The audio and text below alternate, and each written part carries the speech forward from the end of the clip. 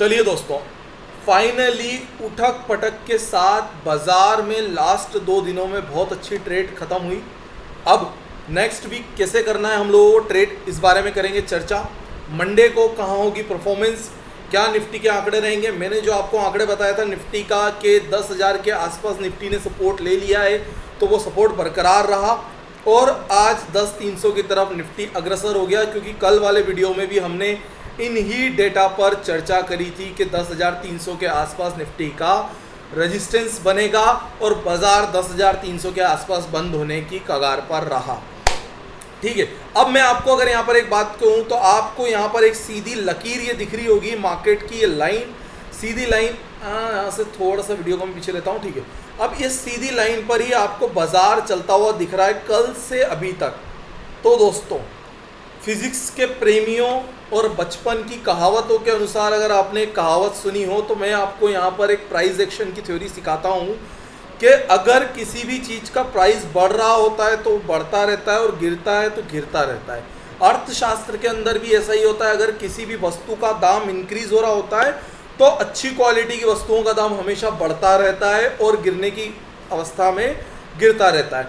इसी तरीके से निफ्टी के लिए भी फिलहाल जब से इसने रेजिस्टेंस तोड़ा है 10,000 का, उसके बाद से कल दोपहर की 2 बजे के बाद जैसे इसने रेजिस्टेंस को ब्रेक करा था, मार्केट के अंदर अपवर्ड मूवमेंट स्टार्ट हो गया था। मार्केट के अंदर रैली आ गई थी ऊपर की तरफ बाजार में और बाजार ऊपर की तरफ चल निकला।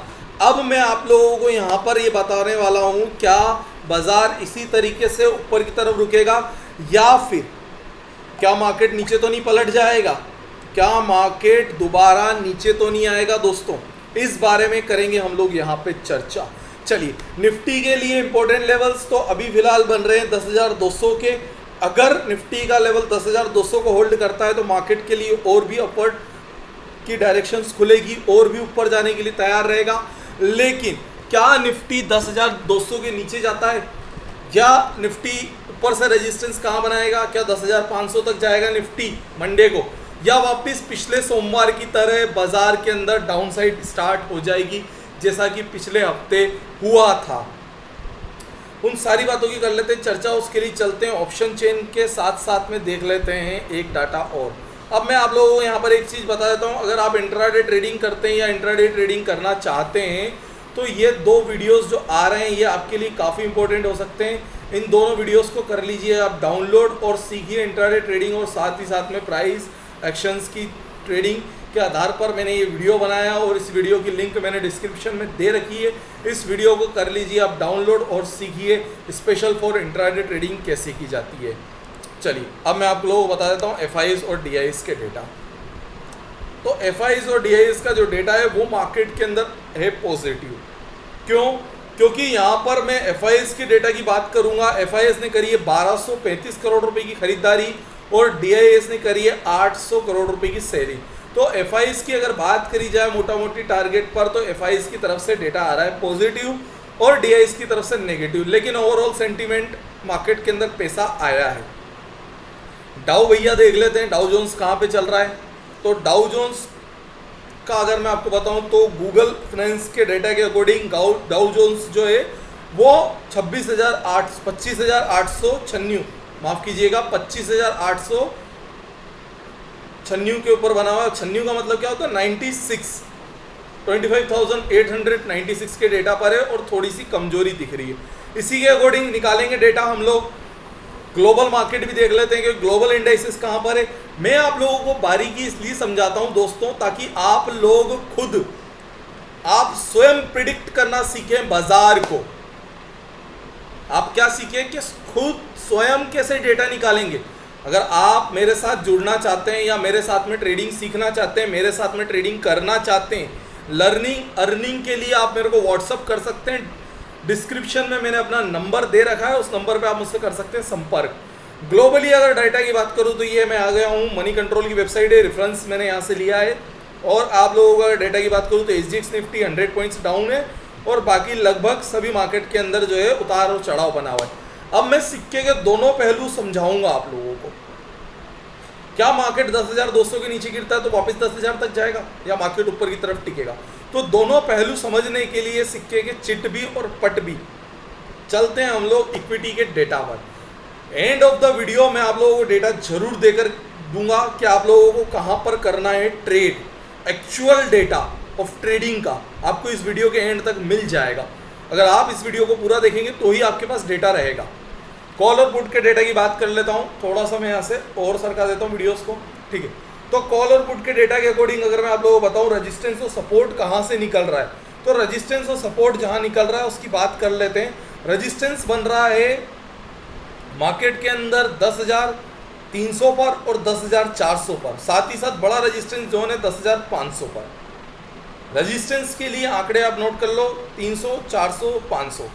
सपोर्टिव आंकड़ा है 200 और 10,000 का, 10,200 और 10,000।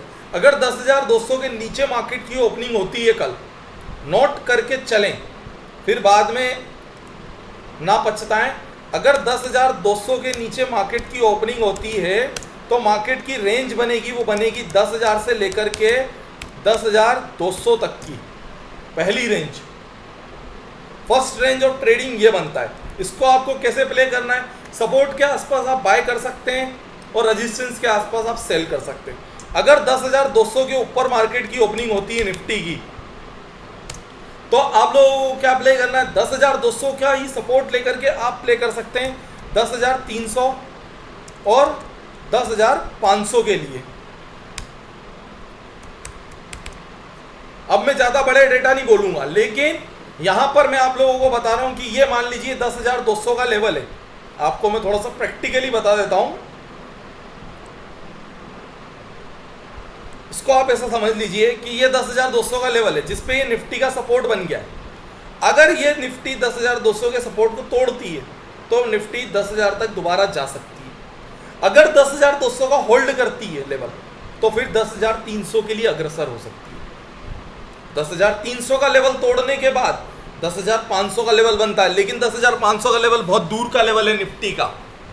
तो मैं यहां पर आप लोगों को लेवल सजेस्ट करूंगा ओनली ऑन 10,200 से लेकर के सपोर्ट और 10,300 का रेजिस्टेंस। आज मार्केट को क्या थामे रखा, आज मार्केट को जिस चीज ने सपोर्ट करी है उस चीज के बारे में भी मैं बात कर लेता हूं आप लोगों के साथ। मार्केट को होल्ड करने वाले स्टॉक्स जो थे आज, वो थे बजाज फाइनेंस ने मार्केट को होल्ड करा था और रिलायंस ने। चलिए देखते हैं कौन कौन से स्टॉक्स थे मार्केट को जिसने मार्केट्स को होल्ड करके रखा था। तो मार्केट को होल्ड करने वाले स्टॉक्स के अंदर 33 स्टॉक्स पॉजिटिव में थे और बाकी स्टॉक्स नेगेटिव में थे, ठीक है।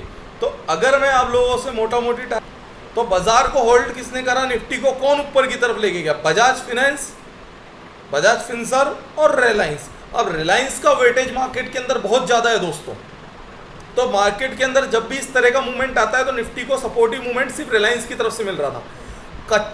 अब मैं यहाँ पर आप लोगों को एक चीज़ और बता देता हूँ कि मार्केट के अंदर नींव की अगर बात करो तो नींव में सारे स्टॉक आ जाते हैं, यानी कि उन सभी स्टॉक्स की बात होगी जो मार्केट के अंदर अपनी भूमिका रखते हैं।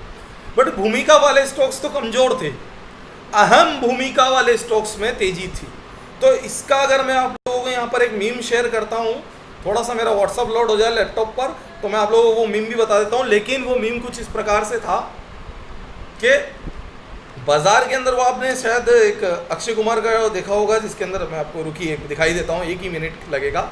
और आप लोगों से जो मैं बात यहाँ पर एक और करने वाला हूँ वो कुछ ये भी है कि मार्केट के अंदर आप लोगों को जो ट्रेड करना है उस ट्रेड को समझने के लिए आपको ट्रेंड का सहारा लेना पड़ेगा। ट्रेंड क्या बोलती है, ट्रेंड ये बोलती है कि मार्केट के अंदर जब तक मार्केट के अंदर पॉजिटिवनेस बरकरार है तब तक मार्केट ऊपर की तरफ चलेगा, लेकिन जैसे ही मार्केट 10,200 का लेवल तोड़ता है तो फिर मार्केट के अंदर डाउनसाइड व्यू देखने को मिल सकता है, ठीक है। तो वो कुछ मीम इस प्रकार से था, आप लोगों को दिखा देता हूँ मैं, जो मैंने आप लोगों के लिए रखा था, ठीक है। और वो मीम ऐसा था, ये हो गया लोड, ठीक है। तो अब आपको पता चल गया होगा मैं किस बारे में बात कर रहा था। ये मेरी स्क्रीन के पीछे है, ये रहा मामला कि अगर निफ्टी अजय देवगन है तो ये 2 मोटरसाइकिल हैं जिसके ऊपर अजय देवगन ने एंट्री मारी थी, वो है बजाज फाइनेंस और रिलायंस। थोड़ा सा मजाक किया है, लेकिन दोस्तों मजाक मस्ती चलती रहती है, बाजार के अंदर ट्रेड करते रहिए, प्रॉफिट बनाते रहिए। हमें सिर्फ मतलब होना चाहिए प्रॉफिट बनाने से, और प्रॉफिट बनाने का सीधा एक कारगर उपाय। अगर आप चाहें तो आप मेरे से संपर्क कर सकते हैं। मेरे से संपर्क करने के लिए व्हाट्सअप नंबर मैंने डिस्क्रिप्शन में दे रखा है। और बैंक निफ्टी के लिए कल मैं स्पेशल वीडियो बना दूंगा। ये सिर्फ निफ्टी के लिए वीडियो था और निफ्टी का वीडियो आप लोग देखिए और ट्रेड करिए निफ्टी के अंदर। बैंक निफ्टी का वीडियो आएगा सुबह मॉर्निंग में 11 बजे के अराउंड। तब तक के लिए आप लोगों को सभी को धन्यवाद। शपथ है, शुभ रात्रि। चैनल को सब्सक्राइब करना बिल्कुल ना भूलें।